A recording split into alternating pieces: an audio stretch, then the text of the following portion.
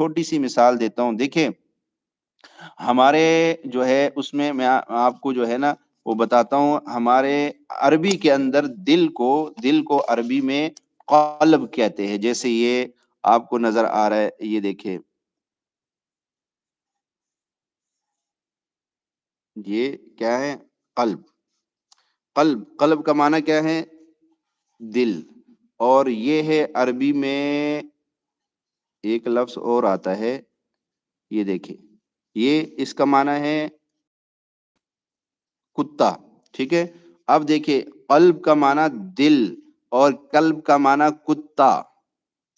اب جب ہم اس کاف میں اور اس کاف میں فرق نہیں کریں گے تو اگر جیسے ہم پڑھتے ہیں نا وَتَصْدِيقٌ بِالْقَلْبِ، میں دل سے تصدیق کرتا ہوں. اگر کوئی اس کاف کو اور یعنی اس کاف کو ہر جگہ یہی پڑھے گا اور اس کو نہیں سمجھے گا تو اس کا معنی ہوگا میں کتے سے تصدیق کرتا ہوں. نعوذ باللہ، کتنا معنی بگڑ گیا.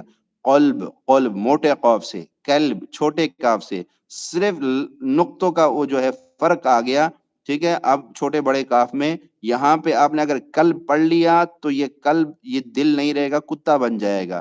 لہٰذا اس میں بہت زیادہ احتیاط رکھنا بہت ضروری ہے تاکہ ہمیں یہ جو ہے تجوید کا مطلب یہی ہے تاکہ ہم قرآن کو غلط پڑھنے سے بچ جائے. کہیں ایسا نہ ہو کہ ہماری نماز ٹوٹ جائے. ٹھیک ہے. تو ہم پڑھیں گے یہ جو قاف مستقیم، مستقیم پڑھیں گے تو پھر یہ والا کاف بن جائے گا. اور میں نے آپ کو مثال سے سمجھا دیا کہ اس کاف کو لگانے سے کتنا معنی بگڑ جائے گا. ٹھیک ہے. مستقیم.